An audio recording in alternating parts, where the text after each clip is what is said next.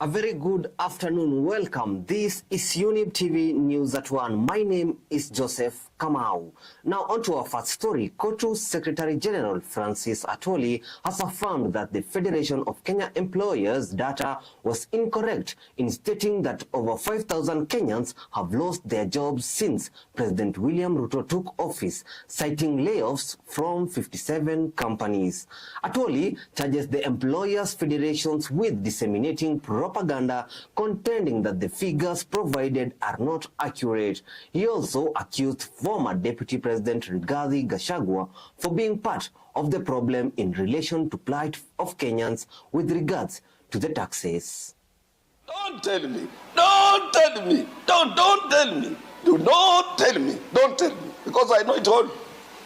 That is propaganda of the highest order to instill fear in our negotiators when it comes to renewing terms and conditions of service.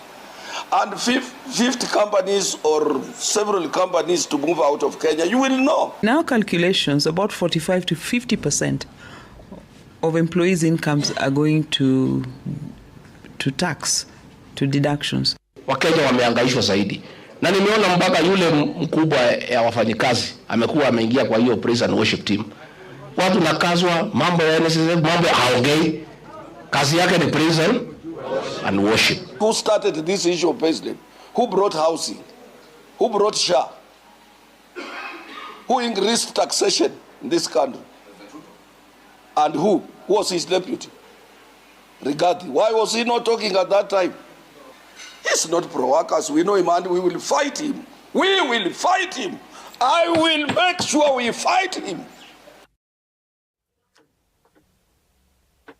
Now, moving on to matters education, the education stakeholders have criticized the government for not releasing capitation owed to schools in a timely manner, pointing to frustrations among school leaders. The government has allocated 19 billion shillings for capitation as reported by the Ministry of Education, and secondary schools have not yet received their portion of this funding. The Ministry of Education states that the situation has arisen due to a financial crisis within the government, promising to allocate more funds by the end of the week. Here is the report. The suppliers who are helping them put up infrastructures do not have their money captured in the disbursement. So what else happens? It is therefore they're being forced. If the suppliers insist, they need to mean that our heads and board of management will be forced to go for environment. And if they go for environment from one voter to the other, it will cause the whole confusion and mix-up. The disbursement is ongoing under installments because of the financial challenges that the government is facing, but we are ensuring that we are releasing funds to the schools to ensure that they are able to continue.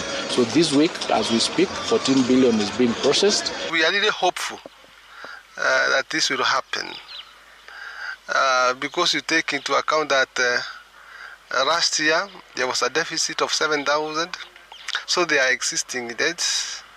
So what we are waiting for, we are actually waiting to pay debt so that we can get more debt. The principals are forced to dig deeper into their pockets. The money that they see the government sends actually is they are instructed on how to use it, but the way the instructions are, it is not enough to make ends meet. Now on to the next story. The task force consisting of 42 members that was designated to tackle the issue of gender-based violence, GBV, in the country has taken its oath of office with a commitment to resolving the problem that resulted in over 170 women being killed last year. The committee represents the most recent attempt to curb the escalating incidents of femicide in the country. I will at all times obey, respect. It's a scary task, but it has to be done. Something has to be done. And I have all the confidence in you, just like the state has had confidence in us. We cannot stand by while our mothers, sisters, and children and wives live in fear and with a lot of suffering. Any country that a child or woman cannot walk around freely is not a free country yet. Now, as you are aware, for the last 6 months, the country has recorded more than 100 cases of femicide. And sadly, this month alone, 15 women and girls have lost their lives through GBV. Because you're looking at it as more of a societal problem than otherwise. And I'm confident that together we'll get to the bottom of the problem.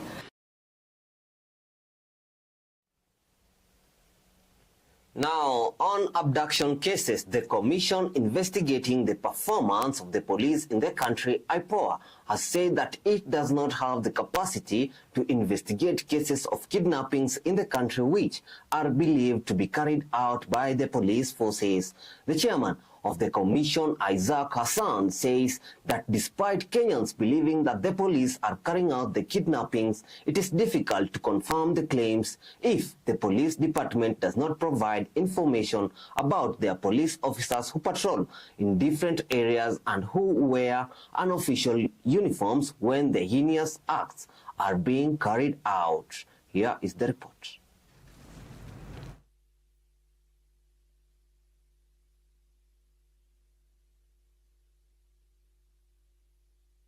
The investigations are ongoing. As you are aware, this is a matter which is also being canvassed in court. And we have already clearly went even to court and presented the preliminary findings from our investigations. IPOA is works on an act of parliament, and we investigate misconduct by police officers. And now when you have got people who are in hoods with fake number plates, who are abducting people, and then they take them not to a police station, but to a different place. These are issues that even the police must investigate. But so far, we as IPOA, we saw the reports in the media. We sent our staff to Nairobi and Embu, and Nakuru, where there were reported abductions. And when they came back here, they said we have a report that the police were not involved. So we will wait for the IG to give a full report on that. In Nakuru County, detectives from Nakuru East have stated that they are awaiting the phone signals of 6 KWS officers who were interrogated regarding the disappearance of fisherman Brian Odhiambo 11 days ago. Samuel Ngeiwa, the DCI head of Nakuru East, confirmed that the 2 phones belonging to Odhiambo were turned off a few hours after his arrest in Nakuru National Park. KWS contended that they lacked information on the suspect in questions and that the person they apprehended for illegal fishing had evaded the processing.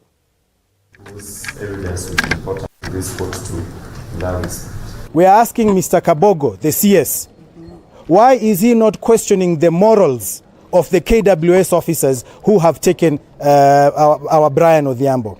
Where is CS Murkomen, who speaks of criminality on social media but does not talk of criminality of KWS rangers who have abducted Brian Odhiambo? Where is the president when he talks to parents about how they are bringing up their children? When we appeared in the morning, they had not filed their responses, and so we thought that we appear before the good judge at 11:30 a.m. when we would have possibly received responses from the respondents. And I can confirm, as of now, we have received responses. They're quite lengthy, and we sought for time to have a look at them. Walipoenda sijui operation gani, alafu ndugu yetu Brian akatoroka.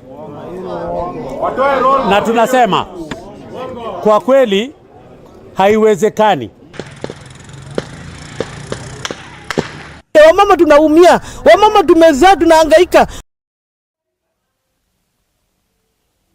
Now, hundreds of believers flocked to the Catholic Church of St. Francis of Assisi in Kikambala, Kilifi County, to witness and celebrate the opening of their new church, a church that has taken 17 years to build. The Bishop of the Catholic Diocese of Garissa, His Lordship George Ndaka, presided over the ceremony.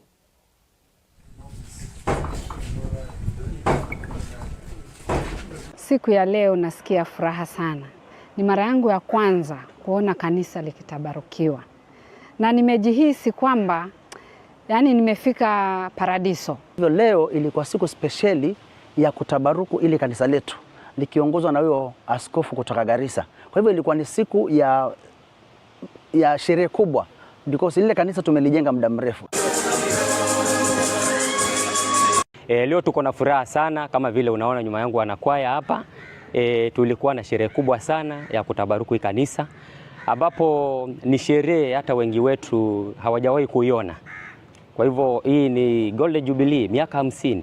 Hata wengi labda tangu tuzaliwe ndio tumeona mpya leo.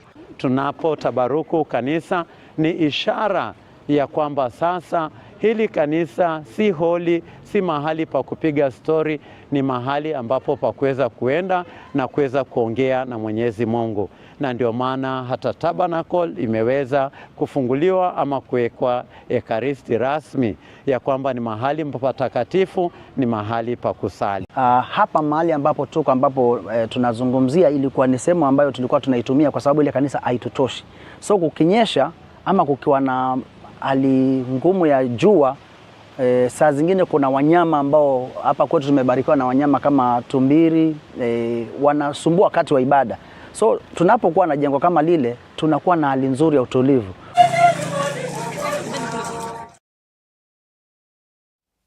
Shifting gears in sports, now the Kenyan national government via the Ministry of Sports has announced that the country is prepared to host the third leg of the 2025 World Rally Championship, the Safari Rally, in Naivasha from March 20th to March 23rd. This is according to Sports CS Salim Vuria, who guaranteed the government's dedication to support the sport.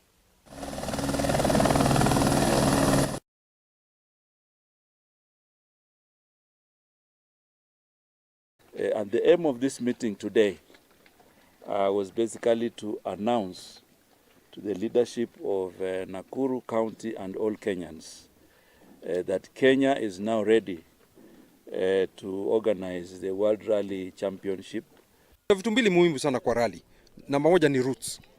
Routes tayari tumemaliza. Tushafanya mapping, tushafanya dashcams, tushatuma mafiles zote kwa FIA na zote zimekuwa approved. Exact distances and so on. And why it's important to get those things correct?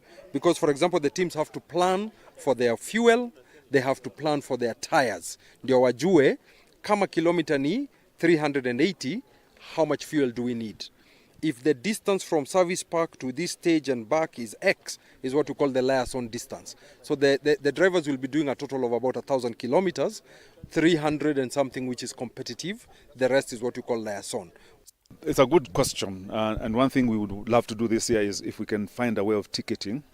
Even if it's actually ticketing doesn't mean you're paying for it. It's just you registering, you're available, and probably you can do this from the website, whatever. So that we can have a feel of what's the baseline numbers we are talking about. Because now we would just be guessing. But if it's a smart guess, 500,000 is my number. For the first time in the rally, the public village will be in a place where you can actually watch the rally. Na hiyo rally mali tumeiweka hiyo stage hapo rally village, tunazingatia ya kwamba mtu ambaye anakuja kwa matatu anaweza shuka barabarani na akaingia kwa mguu, akajionea rally yake, akarudi na akaenda zake. Mtu anaenda Nakuru kwa shughuli zake, anaweza ingia Morendat, akaona the rally, akarudi kwa gari yake na familia yake, wakaelekea. So we are trying to ensure that the rally is very spectator friendly. So we are very happy that Kenya is number one in this sporting activity, and we want to maintain that profile.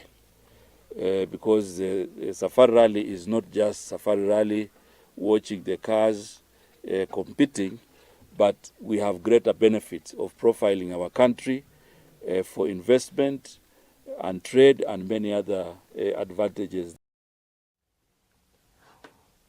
Well, we have come to the end of our news bulletin at 1 here at Younib TV. My name is Joseph Kamau. Special thanks to the people who made this news possible. Eunice Mutua, Elias Muchina, and Anifa Kavira. Thank you so much. May God bless you.